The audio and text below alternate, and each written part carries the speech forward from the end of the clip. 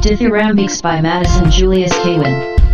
I tempest wrapped round of the night, as a monster is wrapped of the ocean, down, down through vast stories of darkness.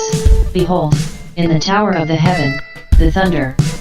On stairways of cloudy commotion, colossal of tread, like a giant, from echoing hour to hour goes striding in rattling armor. The nymph, at her billow-roofed dormer of foam, and the sylvan greenhouse at her window of leaves appears, as a listening woman, who hears the approach of her lover, who comes to her arms in the night, and, loosening the loops of her locks, with eyes full of love and delight, from the couch of her rest in ardor and haste arises the nymph, as if breathed of the tempest, like fire surprises the riotous bands of the rocks, that face with a roar the shouting charge of the seas. The sylvan through troops of the trees, whose clamorous clans with gnarly bosoms keep hurling themselves on the guns of the wind goes wheeling and whirling.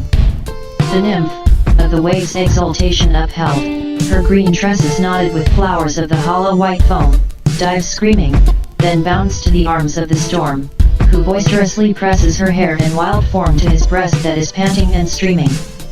The sylvan heart pressed by the wind, the pan-footed air on the violent backs of the hills like a flame that tosses and thrills from peak to peak when the world of spirits is born, as her rapture wills, with glittering gesture and shout, now here in the darkness, now there,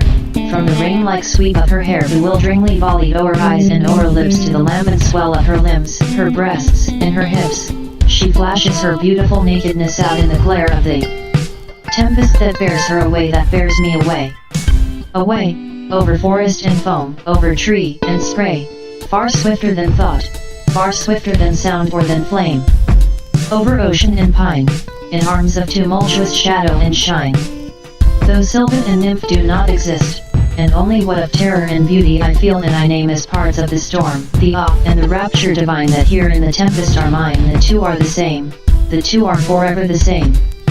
Two calm beautiful bosomed, O night, in thy noon move with majesty onward, bearing, as lightly as a singer may bear the notes of an exquisite tune, the stars and the moon through the clear stories high of the heaven, the firmament's halls, under whose saffron walls, June, Hesperian June, robed in divinity wanders. Daily and nightly the turquoise touch of her robe, that the violet's star, the silvery fall of her feet, that lilies are, fill the land with languorous light and perfume. Is it the melody mute of burgeoning leaf and of bloom?